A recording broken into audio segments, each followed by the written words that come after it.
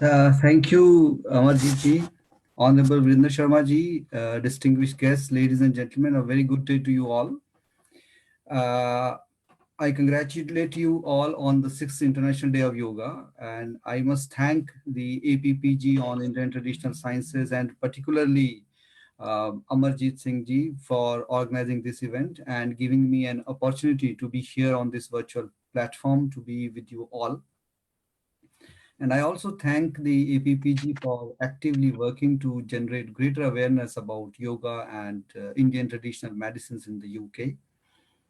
In view of the COVID-19 pandemic, we are not celebrating this yoga day in large gatherings outside as we had been doing since the first global celebration of the yoga day in 2015 at the initiative of our Prime Minister, Mr. Narendra Modi. However, the day is being celebrated with the same or even more zeal and fervor this year under a very apt theme, yoga at home and yoga with family. Yoga was conceived at the dawn of civilization about 5,000 years ago in India.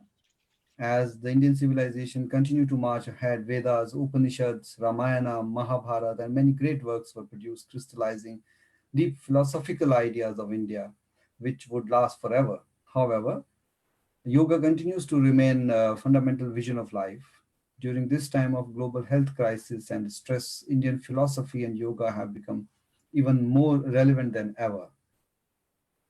A 3,000 years old Katha Upanishad says, and I quote, "He whose senses are uncontrolled, who is not tranquil, whose mind is not at rest, he can never hope to attain the true self, not even through knowledge." So, what is the way out? The way out is yoga and meditation.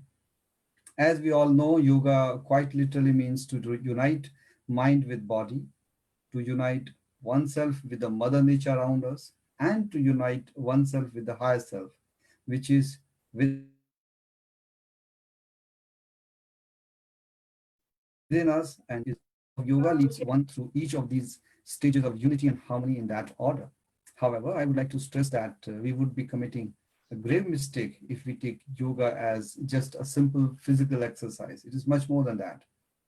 Together with one's body, it also trains.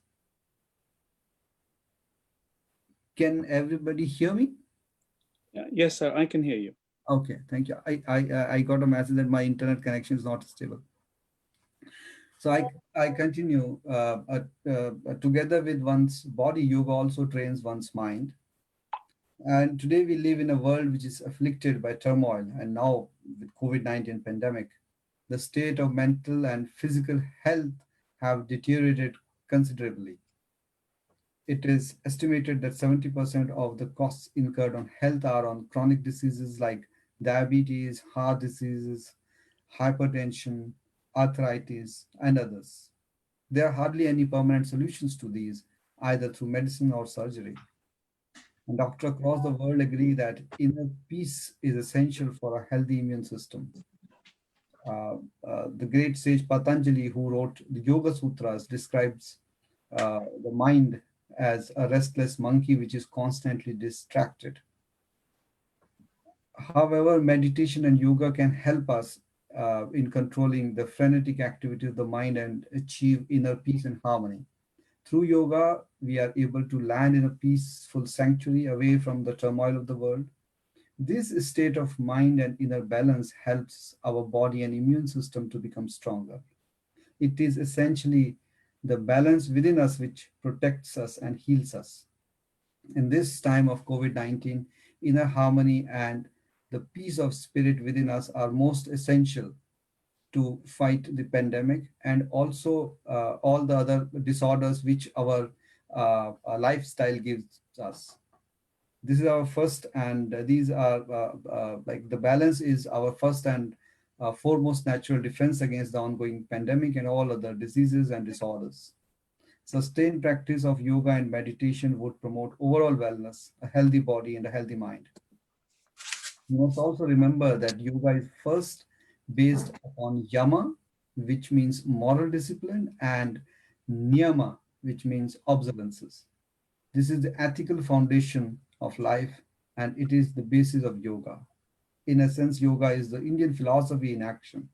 It shows us the path away from our fears and confusion of the world to a sanctuary of peace which can be found within with the help of yoga. It points the way to love and harmony, which would be our best shields against the perils of the virus as well as of general ill health. Our balance and peace are the foundations of our immune system.